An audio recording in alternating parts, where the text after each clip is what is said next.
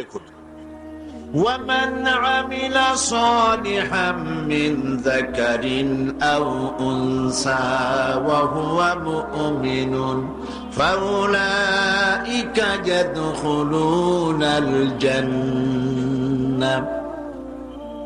যেই ভালো কাজ করবে, সে পুরুষ হোক অথবা নারী হোক, মুমিন ব্যক্তি পুরুষ হোক অথবা নারী হোক, ভালো কাজ করলে পরে আমি কিয়ামতের দিন তাদেরকে জান্নাতে প্রবেশ করাবো, তারা জান্নাতবাসী হবে। মুমিন পুরুষ আর মুমিন নারী পরস্পর পরস্পরের শত্রু নয়। সূরা তাওবার মধ্যে আল্লাহ পাক বলছেন, والمؤمنون والمؤمنات بعضهم أولياء بعض يأمرون بالمعروف وينهون عن المنكر। মুমিন পুরুষ আর মুমিন নারী পরস্পর পরস্পরের সহযোগী, এবং তারা কি করে? মানুষকে ভালো কাজের আদেশ দেয়, অন্যায় কাজ থেকে মানুষকে ফিরায় রাখে। তারা নামাজকে প্রতিষ্ঠা করে, তারা যাকাতকে আদায় করে এবং আল্লাহ রাসূলের আনুগত্য করে চলে। তাহলে আয়াতে কারিমাগুলির মধ্য দিয়ে, আল্লাহ পাকের এই আয়াতগুলির মধ্য দিয়ে আমরা বুঝতে পারলাম যে আল্লাহ পাক পুরুষ এবং নারীকে, যেখানেই পুরুষের কথা প্রায় সেখানে নারীর কথা সমভাবে আল্লাহ বলে নারী এবং পুরুষের সমান অধিকারের কথাই প্রতিষ্ঠিত করলেন। এমন এক সময় ছিল যখন কন্যা সন্তান জন্মগ্রহণ করাই ছিল পাপ, এবং সেই জাহালাতের যুগে কন্যা হয়েছে, মেয়ে হয়েছে শুনলে পরে স্বামীর মুখ কালো হয়ে যেত, মুখটা মলিন হয়ে যেত, এবং বাচ্চাটাকে ধরে আষাঢ় মেরে ফেলে দিত। জীবিত অবস্থায় কবরের মধ্যে পুঁতে রাখত, পাথর মেরে মাথাটা থেতলো করে দিত। আল্লাহ পাক কোরআনে কারিমে বলেছেন, বিআইয়ি যামবিন কুতিলাত, কোন অপরাধে এই কন্যা সন্তানটিকে হত্যা করলে? কি অপরাধ তার? বনু তামিমের এক ব্যক্তি ইসলাম কবুল করার পর লোকটি কাঁদতেছিল। হাদিস শরীফে ঘটনাটি এসেছে। নবী করিম সাল্লাল্লাহু আলাইহি ওয়াসাল্লাম তাকে প্রশ্ন করলেন, তুমি কাঁদছো কেন? লোকটি বলছে, হে নবী, আমি তো মুসলমান হলাম, কিন্তু আমার গুনাহ কি মাফ হয়েছে? আল্লাহর নবী বলেন, তুমি যখন পড়েছো লা ইলাহা ইল্লাল্লাহু মুহাম্মাদুর রাসূলুল্লাহ, এই কালেমা পড়ার সঙ্গে সঙ্গে তোমার জীবনের সকল গুনাহ রাশি আল্লাহ রাব্বুল আলামিন মাফ করে দিয়েছেন। কিন্তু লোকটি কান্না থামছে না। নবীজি প্রশ্ন করলেন, গুনাহ তো মাফ হয়েছে, আমি তোমারে গ্যারান্টি দিলাম, এরপরও কাঁদো কেন? সে বলছে, হে রাসূল, আমি এমন গুনাহ করেছি যা সর্বক্ষণ আমাকে পীড়া দেয়। কি গুনাহ করেছো? সে বলল যে আমার স্ত্রী গর্ভবতী ছিল, গর্ভাবস্থায় তাকে রেখে আমি ব্যবসা করতে গিয়েছিলাম। ফিরে যখন এসেছি অনেকদিন পর স্ত্রী খবর দিল তার এক মরা সন্তান হয়েছে। আমি ভুলে গেলাম বিষয়। বেশ কয়েক বছর পর আমার ঘরে একটি ফুটফুটে সুন্দরী ছোট্ট একটি মেয়ে দৌড়দৌড়ি করতে দেখলাম। আমার খুব আগ্রহ হলো মেয়েটাকে দেখতে। আমি প্রশ্ন করলাম বউকে, এ মেয়েটি কার? বউ কাছে এসে বলল, এ মেয়েটি তোমারই। সেদিন আমি মিছে কথা বলেছিলাম, মেয়ে হয়েছে এটা যদি তুমি শুনতে পারো তো মেরে ফেলে দেবে। সেই ভয়তে আমি বলি নাই। আমি আমার দূর সম্পর্কীয় আত্মীয়র বাড়িতে তাকে প্রতিপালনের ব্যবস্থা করেছি, আর তারপরে একটু বড় হয়েছে পরে নিয়ে আসছি। এখন হয়তো তুমি তাকে দেখে আর মারতে পারবে না, সেই ভরসা করে এনেছি। লোকটি বলল, হে রাসূল, আমি মেয়েটিকে আদর করলাম, স্নেহ করলাম, মমতা করলাম। কয়েকদিন যাওয়ার পর আমার মনের মধ্যে চিন্তা জাগলো, এই মেয়েটা তো শৈশব থেকে কৈশোরে পদার্পণ করবে, তারপরে যৌবন পাবে, এরপরে তাকে বিয়ে দিতে হবে। আমি সমাজপতি, আমার মেয়ে অন্যের বাড়িতে রান্না করে খাওয়াবে, অন্যের বাড়ির কাপড় চোপড় পরিষ্কার করবে, তাহলে তো আমার সম্মান বাঁচবে না, আমার ইজ্জত বাঁচবে না। আমি তখন সিদ্ধান্ত নিলাম এই অপমানের চাইতে মেয়েটিকে মেরে ফেলা অনেক ভালো।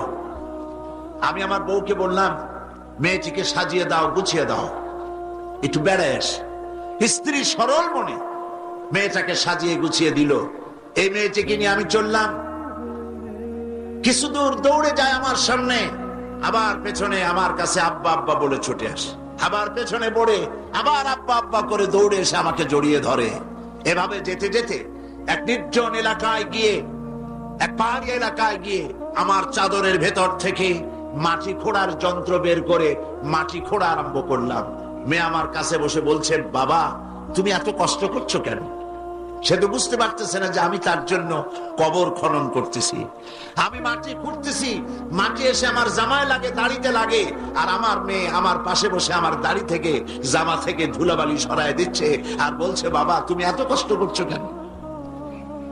গর্তটা যখন খনন করা হয়ে গেল, মেয়েটার হাত পা বাঁধা শুরু করলাম। মেয়ে বুঝতে পেরেছে আমি তাকে মেরে ফেলবো। মেয়ে তখন বলছে, বাবা আমাকে মেরো না, আমি তোমাকে বাবা ডেকে তোমাকে সমাজে নিন্দনীয় করব না, আমাকে মেরো না। আমি তার কোনো কথা শুনলাম না। হাত পাও বেঁধে সদরে কুয়ার ভিতরে, গর্তের ভিতরে নিক্ষেপ করলাম। মেয়েটি আমার চিৎকার মেরে বলতেছে, বাবা আমাকে মেরো না, আমি তোমাকে বাবা বলে শরম দিব না। লোকটি বলছে, রাসূল আমার পাষাণ হৃদয় গলল না। শেষবারের মতো একটা পাথরকে উঁচু করে আমি আমার মেয়ের মস্তককে লক্ষ্য করে এই পাথর সজলে নিক্ষেপ করলাম। মেয়ের বুক ফেটে রক্ত ফিনকি দিয়ে বেরিয়ে গেল, আর মেয়ের মুখ থেকে আব্বা বলে একটা চিৎকার বেরোলো। ওই আব্বা চিৎকার এখনো যেন আমার কানে আমি শুনতে পাই।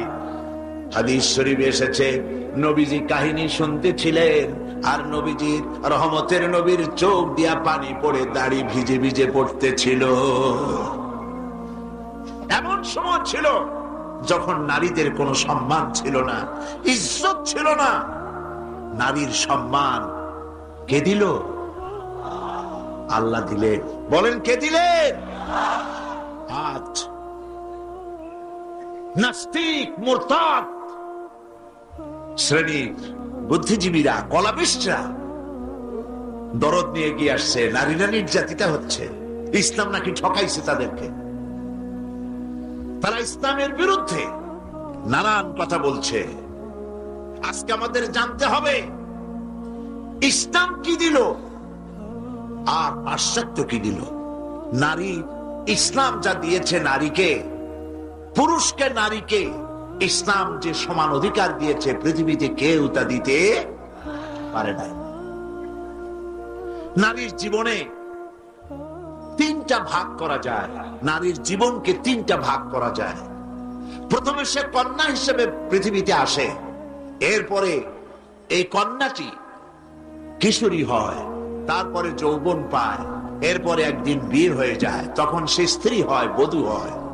তো প্রথম স্তর হচ্ছে, প্রথম অধ্যায় নারীর জীবনের প্রথম অধ্যায় সে কন্যা, দ্বিতীয় অধ্যায় সে বধূ, তৃতীয় অধ্যায় সে মাতা হয়ে যায়। ইসলাম এই তিন অধ্যায় নারীকে কি দিল, কি অধিকার দিল, এবং স্বামী আর স্ত্রীর মধ্যে কি সম্পর্কে গড়ে দিল ইসলাম, আমাদের জানা দরকার। দেখুন, নবী করিম সাল্লাল্লাহু আলাইহি সাল্লাম একটা কন্যাকে কি মর্যাদা দিচ্ছেন। হাদিস শরীফে এসেছে, যখন কোন ঘরে একটি কন্যা সন্তান জন্মগ্রহণ করে, ওই ঘরের ভিতরে তখন এক রহমতের ফেরেশতা আসে, এসে বলে, আসসালামু আলাইকুম ইয়া আহলাল বাইত। হে ঘরের মালিকেরা, হে ঘরের গৃহবাসীরা, তোমাদের উপরে আল্লাহর রহমত বর্ষিত হোক। ফেরেশতা চলে যায় কন্যাটির কাছে, ওই নবজাত কন্যার কাছে গিয়ে নূরের তৈরি পর দিয়ে এই কন্যার মাথা বুলায় আর বলতে থাকে, এই কন্যাটিকে যে যত্ন করবে, আদর করবে, আদর শিখাবে, সাহায্য করবে, আল্লাহর সাহায্য কিয়ামত পর্যন্ত তার সাথে অব্যাহত থাকবে। এই হাদিস ছেলের জন্য এরকম একটি হাদিস নাই, এরকম একটি হাদিস এসছে মেয়েদের জন্য। সুবহানাল্লাহ। নবীজি বলছেন, মান আলা জারিয়াতাইনি হাত্তা তাবলুগা জা ইয়াউমাল কিয়ামাতি আনা ওয়া হুয়া কাহাতাইনি ওয়া দাম্মা আসাবিহু। আখরাজাহু মুসলিম। মুসলিম শরীফের হাদিসের মধ্যে এসেছে, আল্লাহর নবী বলেন, যদি কারো দুটি কন্যা সন্তান হয় আর ওই কন্যা সন্তানটিকে বয়সপ্রাপ্ত হওয়া পর্যন্ত যদি তাকে প্রতিপালন করে এবং তাকে সহযোগিতা করে, কিয়ামতের দিন আমি মুহাম্মদ সাল্লাল্লাহু আলাইহি ওয়াসাল্লাম আর ওই দুই কন্যার পিতা পাশাপাশি অবস্থান করব জান্নাতে।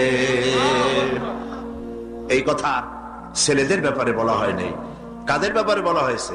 মেয়েদের ব্যাপারে।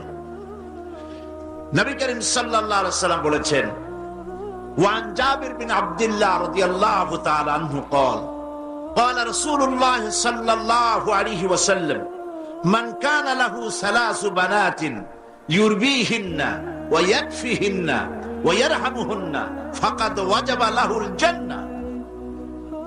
নবীজি বলেন, তিন কন্যার পিতা যদি কেউ হয় আর ওই তিনটি কন্যাকে যদি কেউ স্নেহ করে, আদর করে, আদব শিখায়, দ্বীন শিখায় আর এবং সৎপাত্রস্থ করতে পারে, নবীজি বলছেন ওই পিতার জন্য কিয়ামতের দিন আল্লাহ পাক জান্নাত ওয়াজিব করে দিবেন। জান্নাত তার জন্য ওয়াজিব হয়ে যাবে। নবী করিম সাল্লাল্লাহু আলাইহি ওয়াসাল্লাম বলেছেন, লা তাকরিহুল বানাত ফা ইন্নী আবুল বানাত। রাসূলুল্লাহ সাল্লাল্লাহু আলাইহি ওয়াসাল্লাম বলেছেন, কন্যাদেরকে ঘৃণা করো না, কারণ আমি মুহাম্মদ সাল্লাল্লাহু আলাইহি ওয়াসাল্লাম কন্যাদের পিতা। সুবহানাল্লাহ। যারা কন্যা সন্তান হলে পরে মুখ কালো করেন, অনেক পুরুষ আছে যখন স্ত্রী গর্ভবতী হয় বন্ধুদের কাছে খবর দেয়, আল্লাহ আমারে সন্তান দিবেন, দোয়া করো। তারপরে যখন খবর পাওয়া গেল ডেলিভারি করেছে একটা মেয়ে, মুখটা মলিন হয়ে যায়। বন্ধুরা জিজ্ঞেস করলো, কই সন্তান হবে বললে, কতদিন চলে গেল কোনো খবর টবর যে দিলে না। কয়ে যে বলার মতো না। কি? কয়ে যে মাইয়া হয়েছে, একটা মেয়ে হয়েছে। এটা আর বলার মতো না। মুখটা কালো হয়ে যায়, স্ত্রীর সঙ্গে কথা বলে না। বারবার মেয়ে হলে, এমনও খবর পাওয়া গেছে বারবার মেয়ে হয়েছে বলে স্ত্রীকে তালাক পর্যন্ত দিয়ে দিয়েছে। নাউজুবিল্লাহ।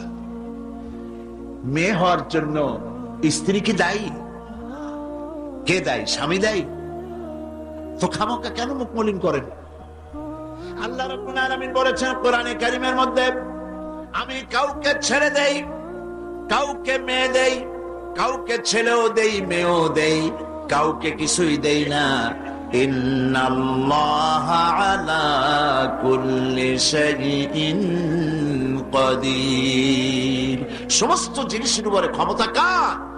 আল্লাহ পাকের। সন্তান হয় না, আল্লাহর কাছে চাও, ছেলেও দিতে পারেন, মেয়েও দিতে পারেন, তার ইচ্ছা। বারবার মেয়ে হয়েছে তো কি ক্ষতি হয়েছে? কি ক্ষতি হয়েছে? নবী করিম সাল্লাল্লাহু আলাইহি ওয়াসাল্লামের সন্তানদের মধ্যে মেয়েও ছিল, ছেলেরাও ছিলেন, কিন্তু ছেলেরা সব মারা গেলেন।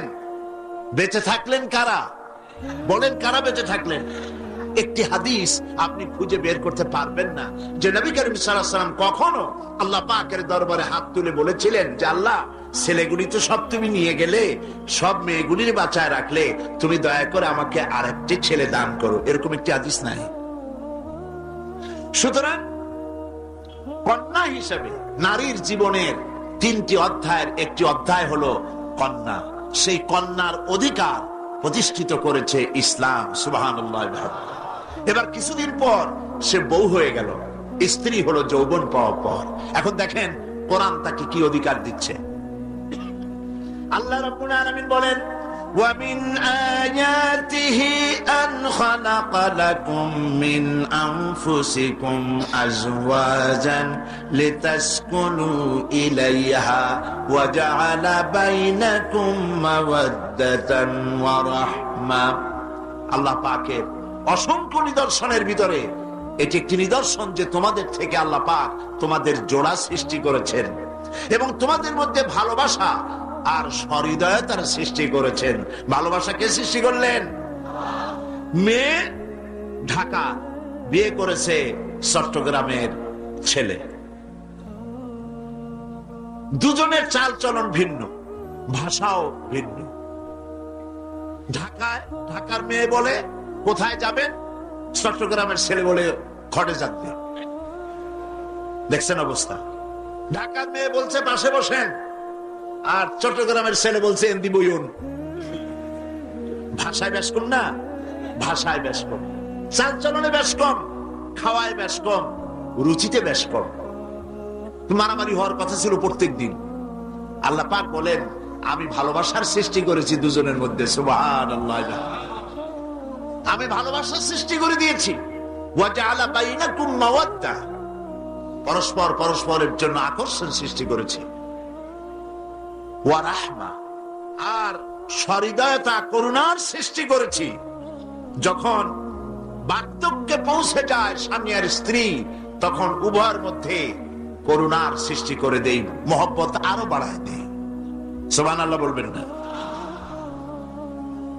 তো তোমার থেকে তোমার জোড়া সৃষ্টি করা হয়েছে, এখন এই স্ত্রীর প্রতি সদ্ব্যবহার করো।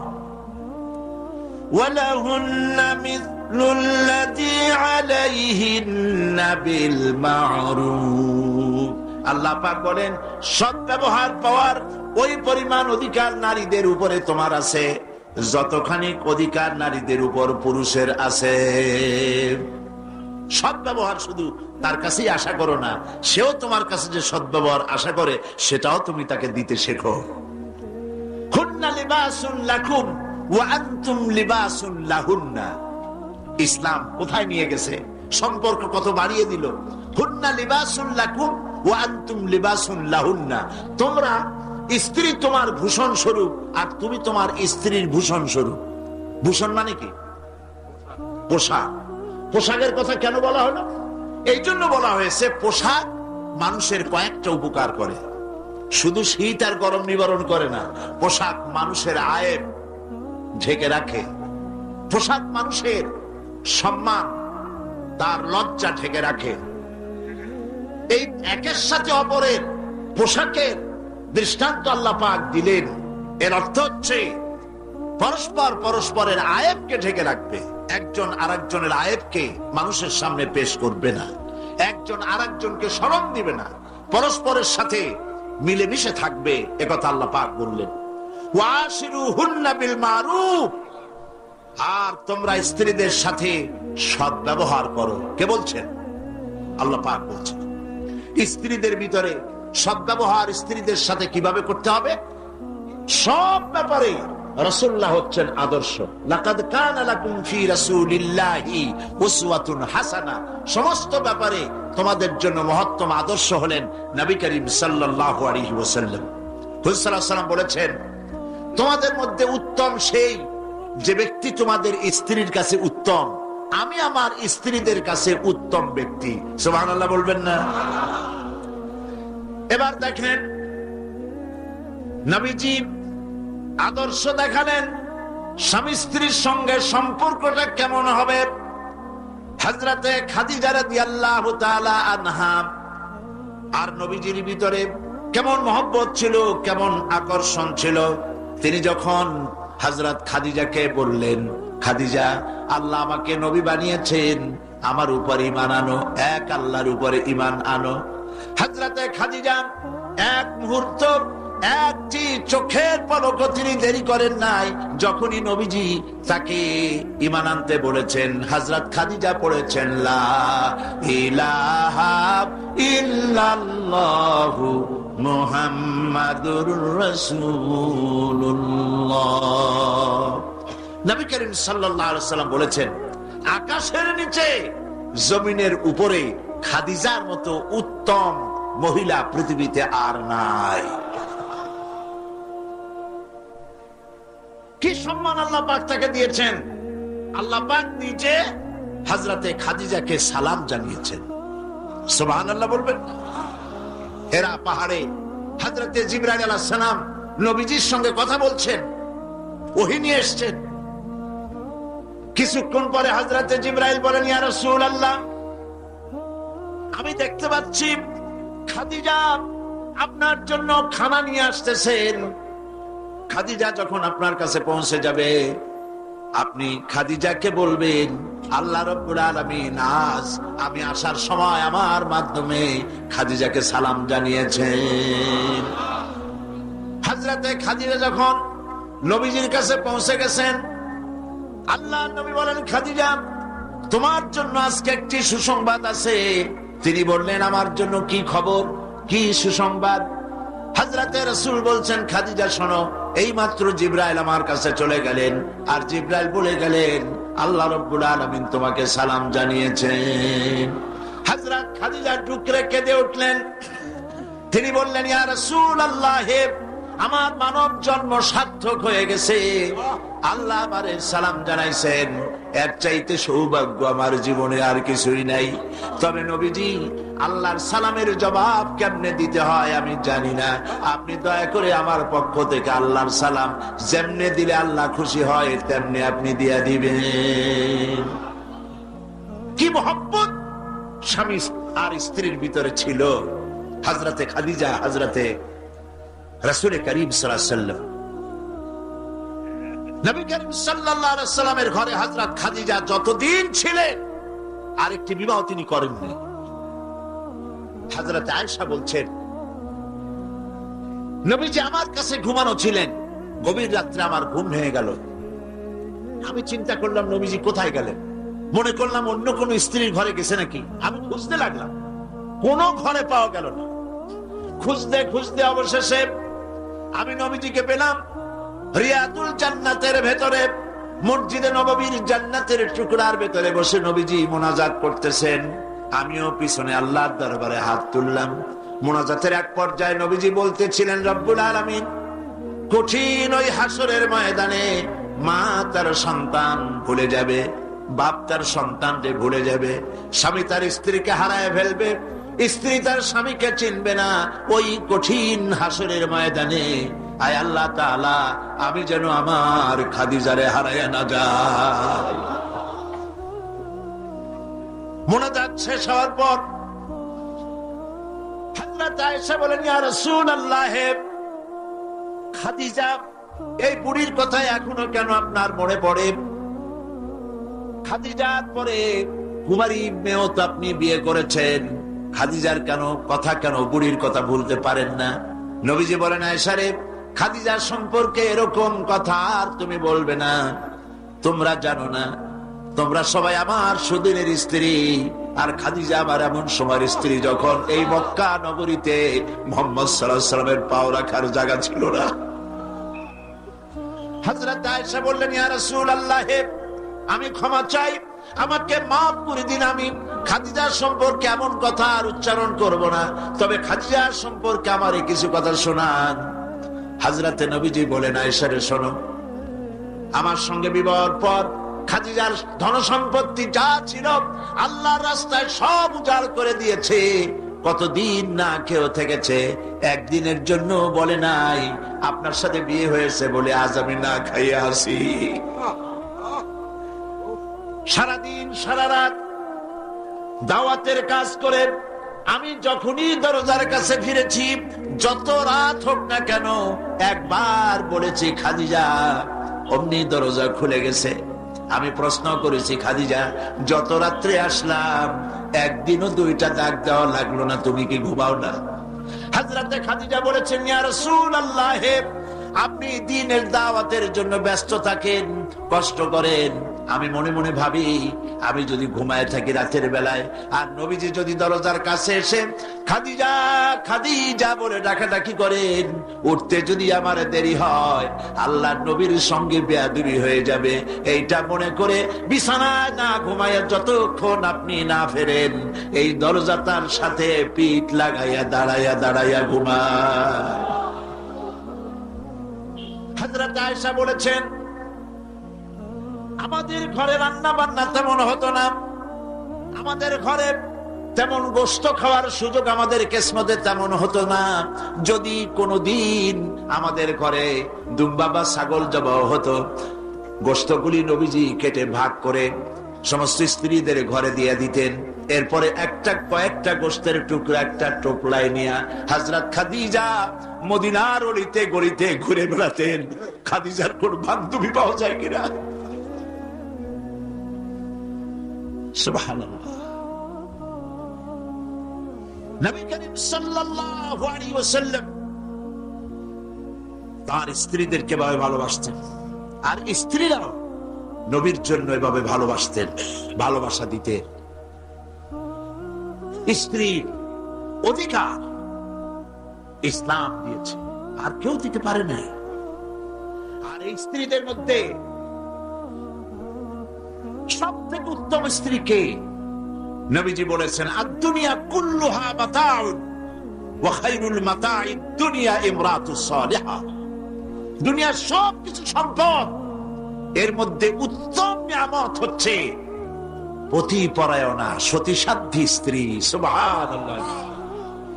হুজুর বলেছেন, তিনটি জিনিস আমি পছন্দ করি, তিনটি জিনিস আমার প্রিয়। একটি হলো নামাজ, একটি হলো সুগন্ধ, আর একটি হলো স্ত্রী। সুবহানাল্লাহ। এই স্ত্রীকে সমান অধিকার দিয়েছে নবীজি, আল্লাহর ইসলাম সমান অধিকার দিয়েছে। নারীর অর্থনৈতিক অধিকার প্রতিষ্ঠিত করেছে ইসলাম, তাকে অর্থনৈতিক অধিকার দিয়েছে, মহারানার ব্যবস্থা করেছে। কোরআন বলছে, ফাতুহুন্না উজুরাহুন্না ফারিদা, ফরজ রূপী দায়িত্ব হিসাবে স্ত্রীর মহারানার টাকা আদায় করে দাও। বহু মুসলমান আছে মহারানার টাকা আদায় করে না, বরং আজকাল তো নতুন সিস্টেম চালু হয়েছে মানুষকে শোনাবার জন্য। বিবাহের মজলিসে বলা হয়, অমুকের মেয়ে অমুকের ছেলে বিয়ের মহারানা কত? 5,55,555 সামনে একটা টাকা বা পয়সা জিরো থাকতে পারবে না, একটা নিয়ম নীতি করে নিয়েছে। এই টাকাগুলি মহারানার টাকা সঠিকভাবে আদায় করা হয় না অনেক ক্ষেত্রে, একথা ঠিক কিনা? বরং উল্টো করে মহারানা আদায় করা হয় মেয়ে পক্ষের কাছ থেকে, কন্যা পক্ষের কাছ থেকে। এটাকে কি বলা হয়? এটাকে কি বলা হয়? এটা হলো যৌতুক নামের কৌতুক। মেয়ে পক্ষের কাছ থেকে টাকা আদায় করা। মেয়ে পক্ষ যদি ইচ্ছে করে বর পক্ষকে যদি টাকা দেয়, পয়সা দেয়, গাড়ি দেয়, বাড়ি দেয়, কোনো আপত্তি নেই, দিতে পারে। কিন্তু ডিমান্ড করে নেওয়া, চেয়ে নেওয়া সম্পূর্ণ হারাম। কন্যার পিতার মাতা 12 বছর, 18 বছর, 20 বছর, 25 বছর লালন পালন করে কলিজার টুকরা সন্তানটাই তো দিয়ে দিল। এর চাইতে টেলিভিশন, গাড়ি বাড়ি বেশি হয় কি করে? এই যৌতুক বাংলাদেশের সর্বত্র আছে, অবশ্য চট্টগ্রামে নাই, আছে। ছেলে যদি এমএ পাস করে, ইঞ্জিনিয়ারিং পড়ে, লয়ার হয়েছে, পিতার এই ধারণাই হয় সন্তানকে পড়াতে লেখাতে যত টাকা খরচ হয়েছে কন্যা পক্ষকে কাছের থেকে আদায় করে নেব।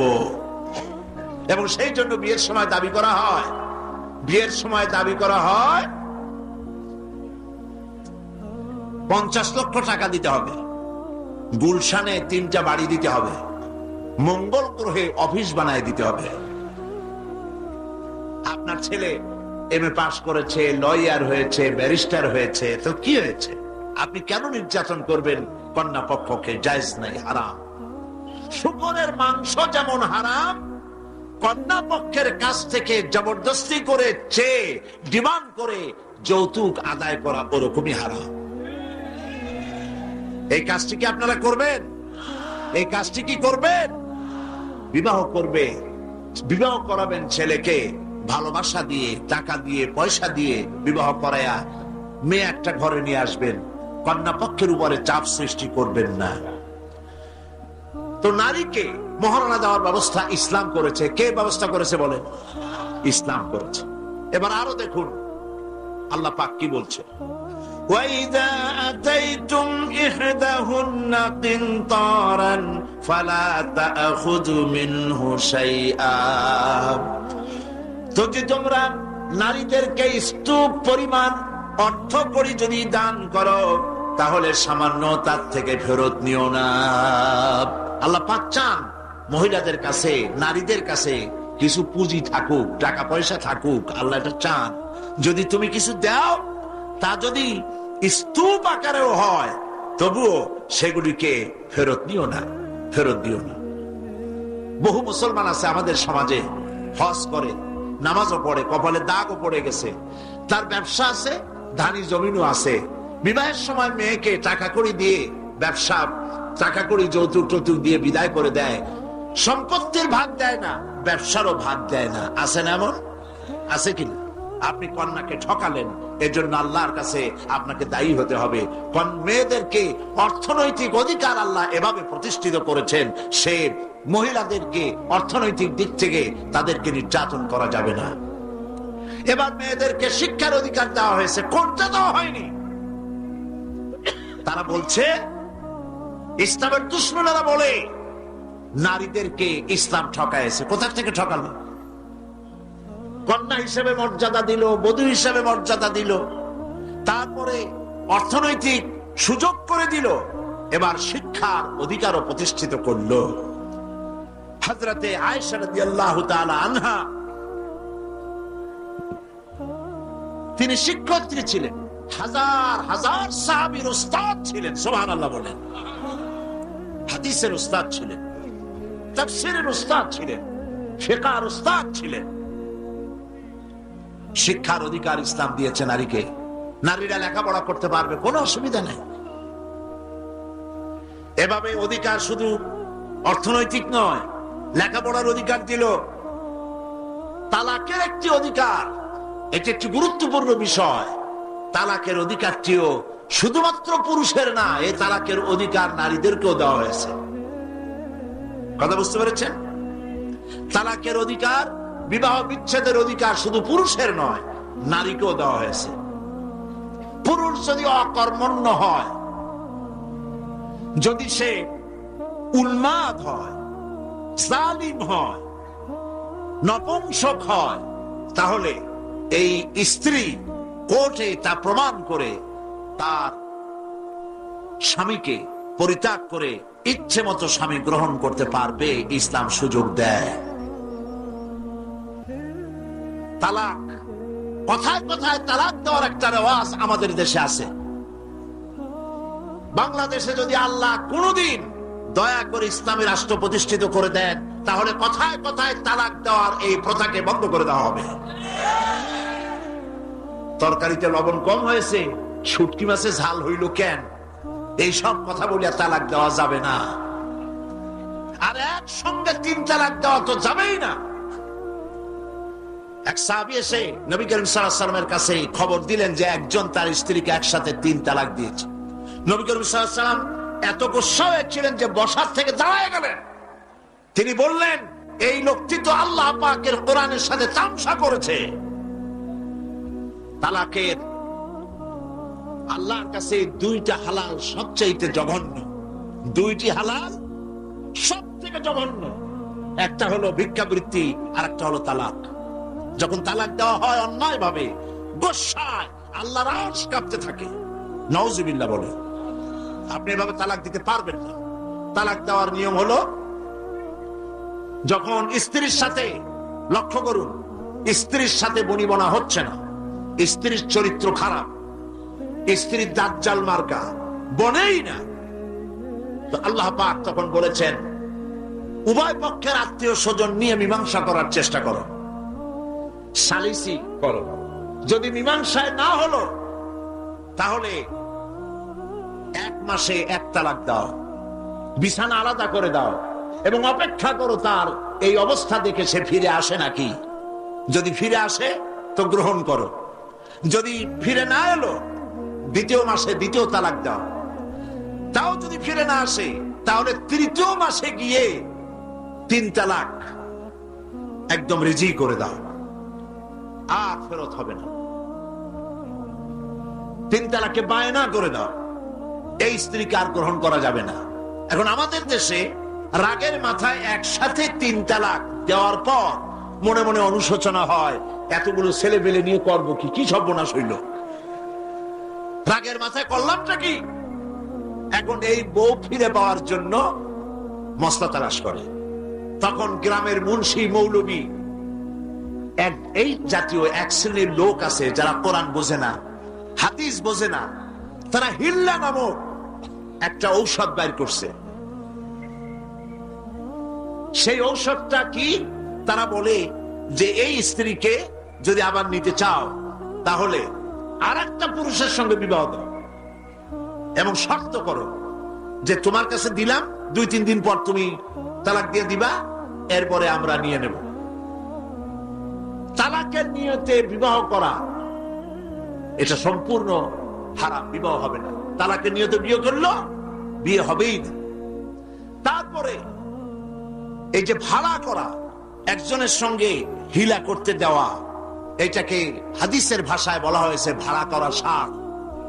ভাড়া করা শাক। ইসলামে এই ধরনের কোন বিধান নাই। সবাই কান খুলে শুনুন, হিল্লা করার যে ব্যবস্থা বাংলাদেশে গ্রামে গঞ্জে আছে, শরীয়তের কোন অস্তিত্ব নাই। কেউ যদি তার স্ত্রীকে তালাক দেয় আর এই স্ত্রীকে আবার ফেরত নিতে চায়, মৃত্যু পর্যন্ত ফেরত নিতে পারবে না। একটা পথ আছে, সেই পথটা হলো এই স্ত্রী যদি ইচ্ছে করে কোনো স্বামী গ্রহণ করেন, আর সেই স্বামী যদি ইচ্ছে করে ঘটনাচক্রে তালাক দেয়, অথবা ঘটনাচক্রে সেই স্বামীর যদি মৃত্যু হয়, তাহলেই কেবলমাত্র প্রথম স্বামীর কাছে আসতে পারবে। এছাড়া প্রথম স্বামীর কাছে আসা কিয়ামত পর্যন্ত সম্ভব নয়। এইটা ইসলাম করেছে দৃষ্টান্তমূলক শাস্তি দেওয়ার জন্য। কথায় কথায় তালাক দেবা, বাগুন ভর্তায় মরিচ হইল কেন, এইসব শয়তানি চলবে না। এইটার জন্যই এই বিধান করা হয়েছে। এনজিওরা, ভারতের পাঁচটা গোলাম বুদ্ধিজীবীরা এই হিল্লাটাকে, এই যে হিল্লা ইসলামে নাই, সেই হিল্লার ফতোয়া ইসলামের মধ্যে বানাইয়া আলেম ওলামাদেরকে নিন্দনীয় করার জন্য চেষ্টা করেছে। আর এর জন্য ওদের বাহন হচ্ছে ভারতের পাঁচটা গোলাম বুদ্ধিজীবীদের বড় বাহন হলো দৈনিক জঘন্য কণ্ঠ, ইসলামের দুশ্মন, স্বাধীনতার দুশ্মন।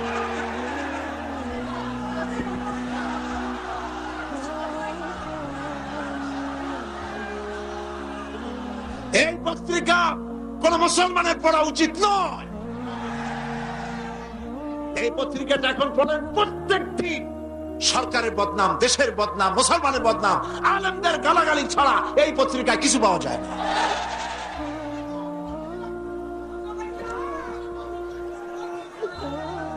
এই পত্রিকার মধ্য দিয়ে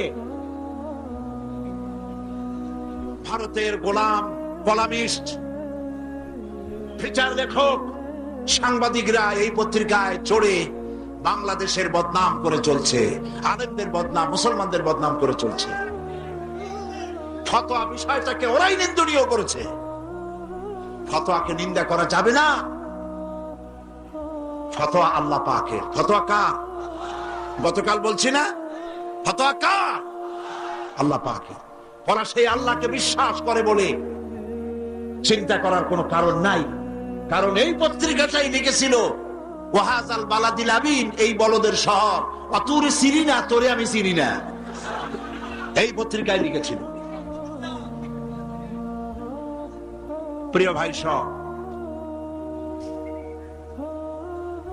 তালাক কখনো রাগের মাথায় এই জঘন্য কাজ কেউ করবেন না।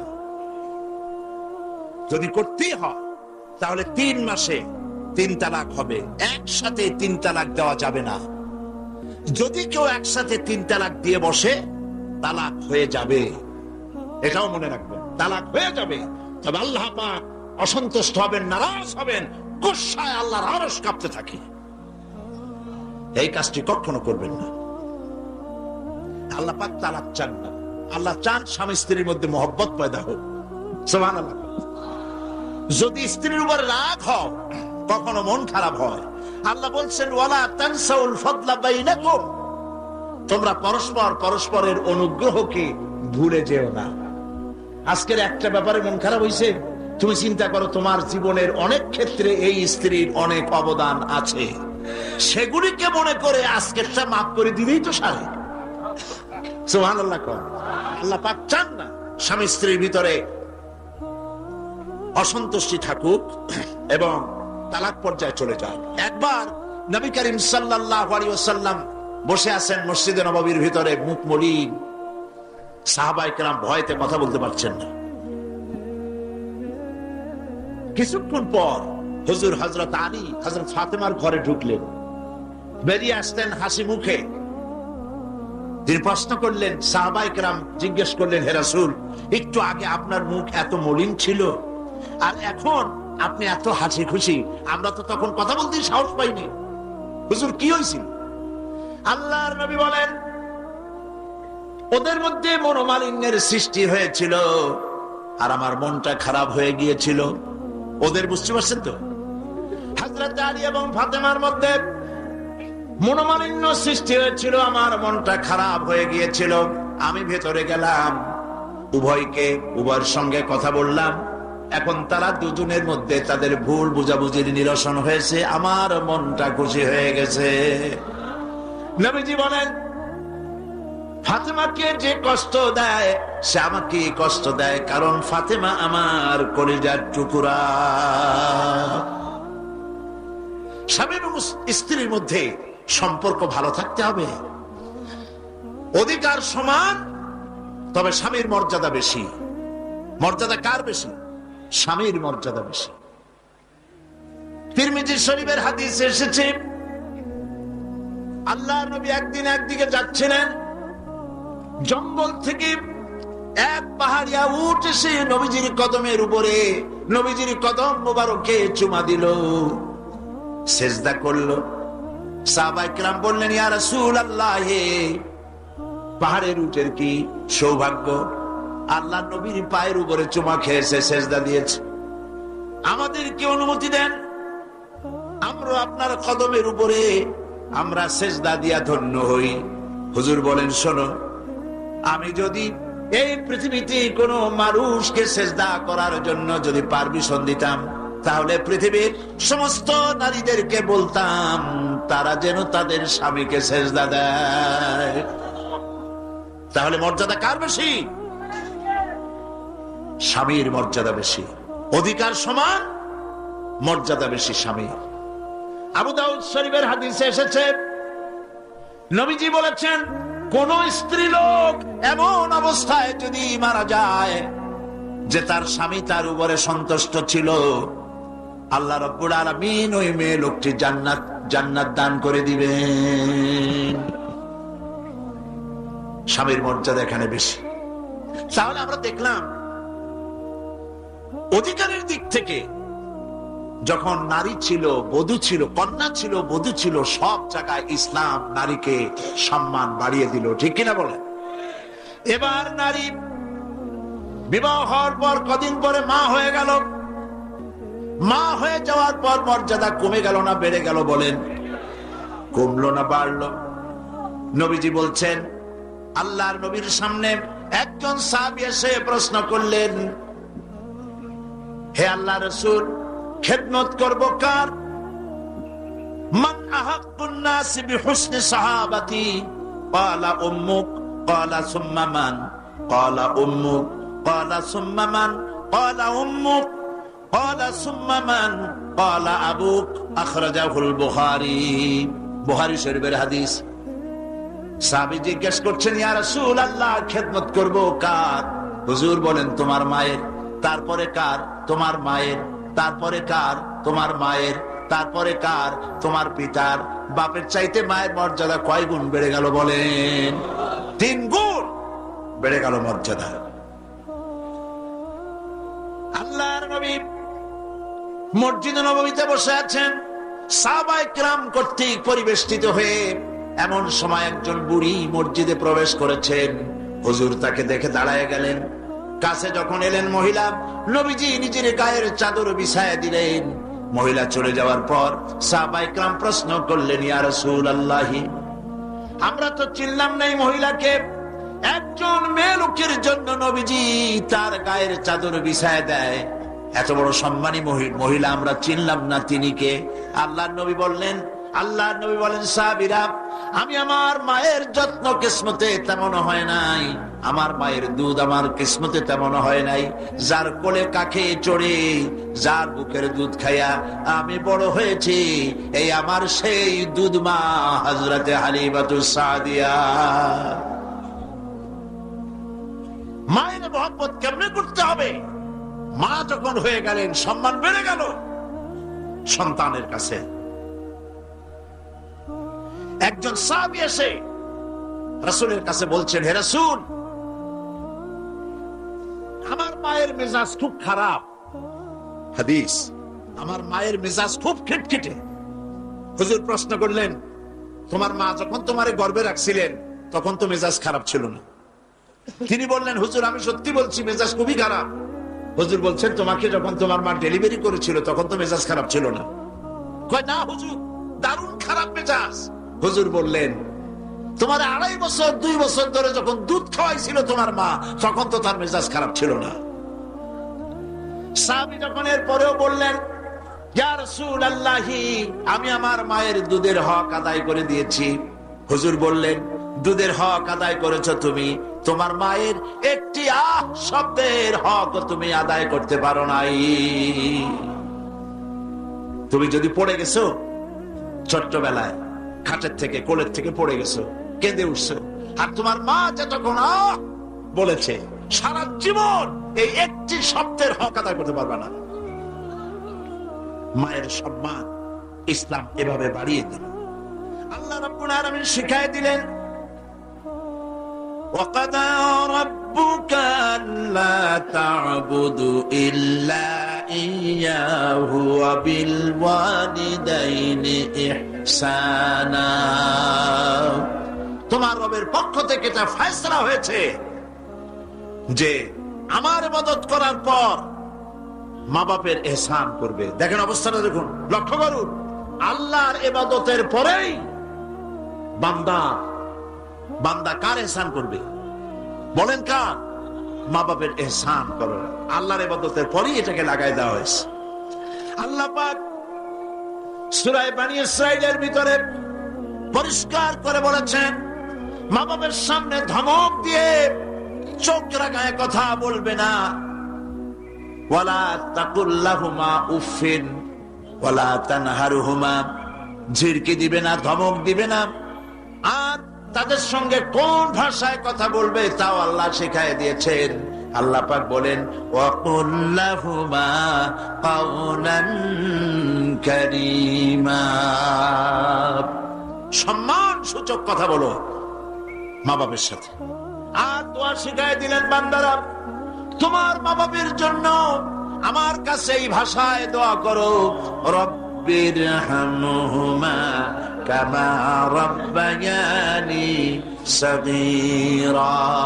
জবান ছেড়ে দিয়ে সবাই পড়েন, রব্বিরহামহুমা কামা রাব্বায়ানি সগীরা। আয় আমার রব, আমার মা বাপ ছোটবেলায় আমাকে যেভাবে স্নেহের করে লালন পালন করেছে, আল্লাহ পাক তুমি দয়া করে আমাকে, আমার পিতা মাতাকে তোমার রহমতের কোলে লালন পালন করো। আল্লাহ পাক শিখাই দিয়েছেন। এই দোয়া করবেন তো? মনে থাকবে? প্রত্যেক নামাজের পরে মুনাজাতে এই দোয়া করবেন। একটু জোরে সরে পড়েন, লা ইলাহা ইল্লাল্লাহ, লা ইলাহা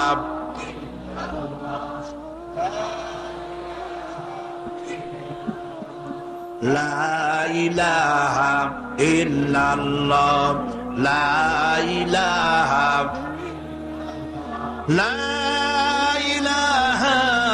ইল্লাল্লাহু মুহাম্মাদুর রাসূলুল্লাহ। তাহলে আমরা দেখতে পেলাম, নারীকে আল্লাহ পাক অধিকার দিলেন, সম্মান দিলেন, কন্যা হিসেবে দিলেন, বধূ হিসেবে দিলেন, মা হিসেবেও দিলেন। এখন এই মহিলাদেরকে বলা হয়েছে, পর্দায় থাকার জন্য বলা হয়েছে। মা বোনেরা লেখাপড়া করতে পারবেন, চাকরি করতে পারবেন, জিহাদে যেতে পারবেন, সবই করতে পারবেন পর্দার ভিতরে থেকে।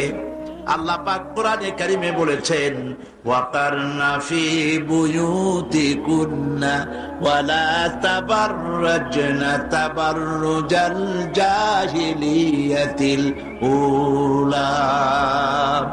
ওয়াকারনা ফি বুয়ুতিকুন্না, তোমরা তোমাদের ঘরের মধ্যে থাকো, আর জাহিলিয়াতের যুগে মতো করে সাজসজ্জা করে তোমরা বেরিও না, ঠাকঠমক করে বেরিও না, সৌন্দর্য প্রদর্শনী করো না। মিস সুন্দরী প্রতিযোগিতা হয় না, হয় কিনা? সুন্দরী প্রতিযোগিতা হয় পৃথিবীর বিভিন্ন দেশে। Miss China, miss Thailand, miss America, miss Canada, এভাবে নাম হয়। বাংলাদেশেও আওয়ামী লীগের আমলে, গত সরকারের আমলে, মনে আছে আপনাদের? আমরা এর প্রতিবাদ করেছিলাম, পল্টনের মাঠে বিরাট সমাবেশ করে, যে এইভাবে যদি সুন্দরী প্রতিযোগিতা, পৃথিবীর দ্বিতীয় বৃহত্তম মুসলিম দেশ, এই দেশে সুন্দরী প্রতিযোগিতা করা যাবে না। সুন্দরী প্রতিযোগিতা কি? সুন্দরী প্রতিযোগিতা করতে গিয়ে বিচারক মণ্ডলী সুন্দরীদের শরীরের যেসব জায়গা মাপজোপ করে, তা কেবলমাত্র শয়তানের পক্ষেই সম্ভব, কোন মানুষের পক্ষে সম্ভব নয়। যারা এই বিচারক মণ্ডলী থাকে নির্লজ্জ, বেহায়া, তারা কি তার নিজের মেয়ের, নিজের বোনের শরীরের সেসব জায়গা মাপজোপ করতে পারবে? লম্পট। বাংলাদেশে সুন্দরী প্রতিযোগিতা কেমন পর্যন্ত হতে দেওয়া হবে না।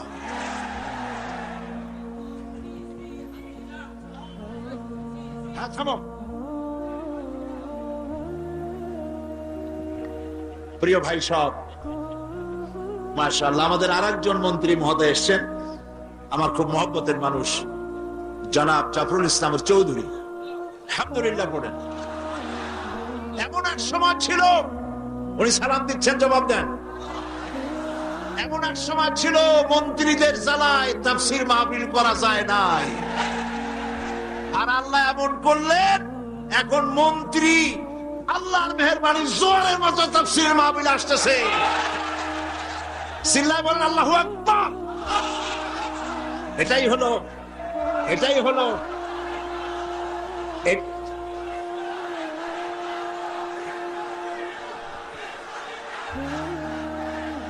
এটাই হচ্ছে, আরে ভাই আমার বলতে তো দেন, এটাই হচ্ছে ইসলামের পক্ষের শক্তি আর ইসলামের বিপক্ষ শক্তির, এটাই হলো পার্থক্য।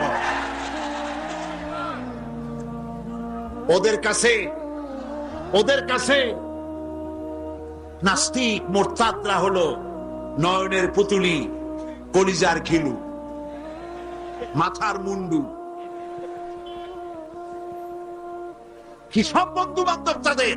শামসুর রহমান, কবির চৌধুরী, মুনতাসির মামুন, হাসান ইমাম, শাহরিয়ার কবির, এই হলো কলিজার টুকরা, যেগুলো হিসাব করা নাস্তিক মুরতাদ। কবি শামসুর রহমান লিখলো, হজরের আজান যখন শুনি মনে হয় বেশ্যা তার খরিদ্দার ডাকতেছে।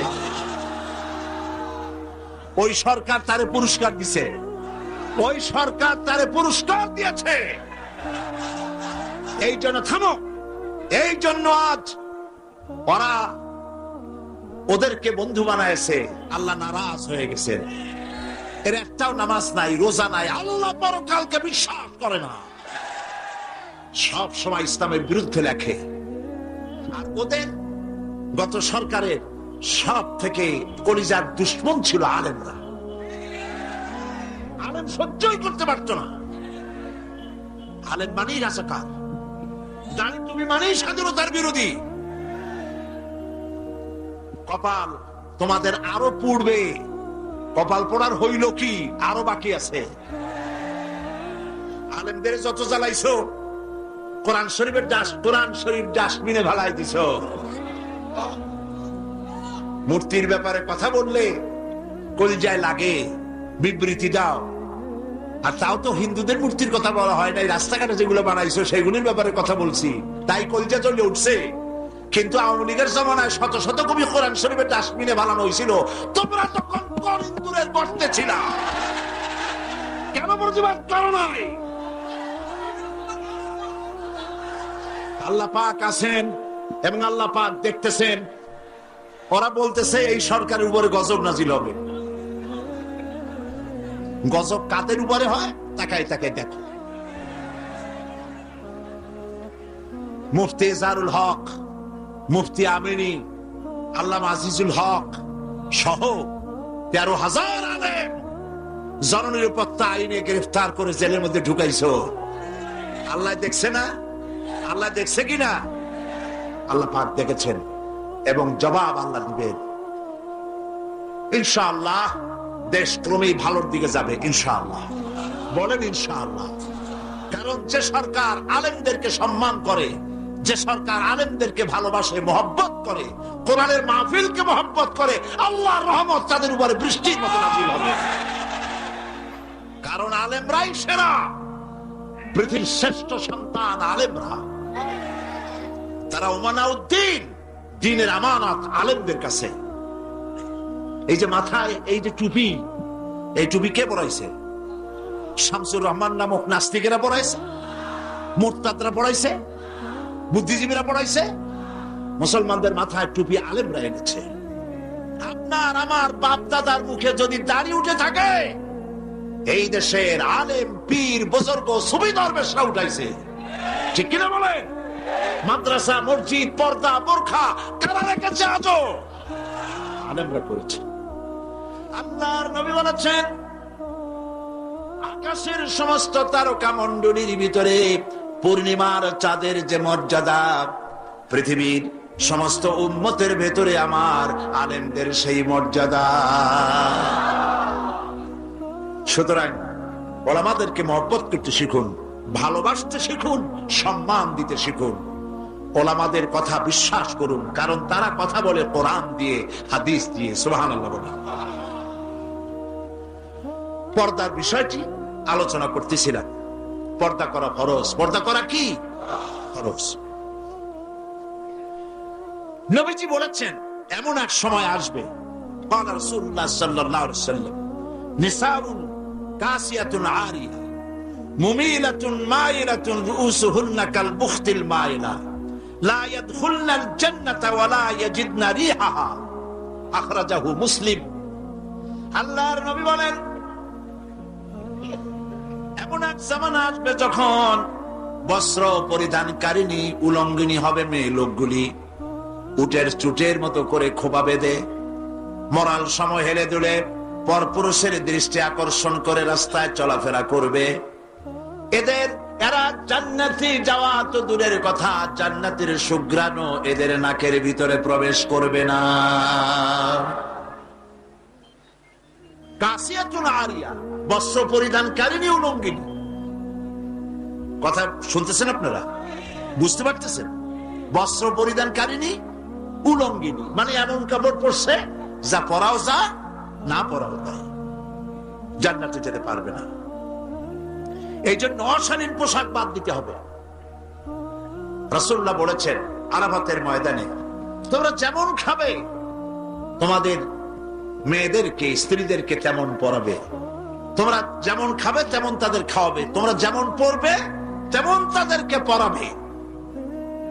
কেউ কেউ এর অর্থ করেছে যেমন খাবো তেমন খাওয়াবো। এটা তো ঠিক আছে, যেমন পরি তেমন তাদেরই পরাতে হবে। তো পুরুষও প্যান্ট শার্ট পরে, মেয়েদেরকেও প্যান্ট শার্ট পরানো শুরু করছে। নাউজুবিল্লাহ বলে। কিয়ামতের অনেকগুলি আলামত আছে। হযরত আলী রাদিয়াল্লাহু তাআলা হাদিস রওয়ায়াত করেছেন, কিয়ামতের পূর্বে 15টি লক্ষণ প্রকাশ পাবে। তিরমিজি শরীফের হাদিস। তার মধ্যে একটি লক্ষণ হলো এই, মেয়েরা পুরুষের পোশাক পরবে, পুরুষরা মেয়েদের পোশাক পরবে। এটা তো শুরু হয়ে গেছে। শুরু হয়েছে কিনা? মেয়েরা, আমাদের দেশেও এই প্রচলন শুরু হয়েছে। কোন কোন ক্ষেত্রে মহিলারা প্যান্ট শার্ট ইত্যাদি চাদরবিহীন এগুলি পরে রাস্তায় বেরোনো শুরু হয়ে গেছে। আবার পুরুষগুলি, আমাদের দেশে এগুলি কম, বিদেশে দেখেছি কানে দুল পরে। আমাদের দেশে দুল পরা শুরু করছে কিনা আমার চোখে এখনো পড়ে নাই। আছে? আমি তো এত খতায় দেখি, তারপরেও আমার নজরে পড়ে নাই। তবে চেন পরা দেখেছি, সোনার চেন বহু নজরে পড়েছে। স্বর্ণের চেন গলায় পরে পুরুষ মাঘের পৌষের প্রচন্ড শীতে সামনের 3-4টা বোতাম খোলা রাখে, যাতে মানুষে বুঝে উনি একখান কিছু পড়ছেন। হারাম, হারাম। পুরুষের জন্য এক রত্তি স্বর্ণ জায়েজ নাই। তুমি তো সোনার চেন পরো নাই, তুমি জাহান্নামের আগুনের শিকল পরেছ। কারো যদি থাকে এগুলি খুলে আজই, বউ থাকলে বউরে দাও, না থাকলে বুনেরে দাও, আর না থাকলে কিছু যদি না থাকে বাক্সে উঠায় রাখো, বউ আসলে তারে পরাই দিও, তোমার জন্য হারাম। বিদেশে কানে দুল পরে, নাকে ফুল পরে, আমি অবাক হয়েছি। ঠোঁটে রিং পরে, ঠোঁটে জিহ্বাও রিং পরে। ভাত খায় কেমনে আল্লাহ জানে। শয়তান কারে বলে না, আমার দেশে জিহ্বা আর ঠোঁটে রিং আমি দেখি নাই। আমি ইউরোপ আমেরিকা দেখেছি, মাথার চুল চতুর্দিক থেকে কেটে মাথার চান্দির উপরে তালপট্টির দ্বীপের মতো বানায় রাখে, আবার দুই দিক থেকে কামাইয়া মাথার উপরে তাল পাতার মতো রঙিন করে চুল খাড়া করে রাখে, আবার পিছনের চুল ছোট ছোট করে কেটে ওইখানে বাড়ির নম্বর, রোড নম্বর, টেলিফোন নম্বর লিখে রাখে।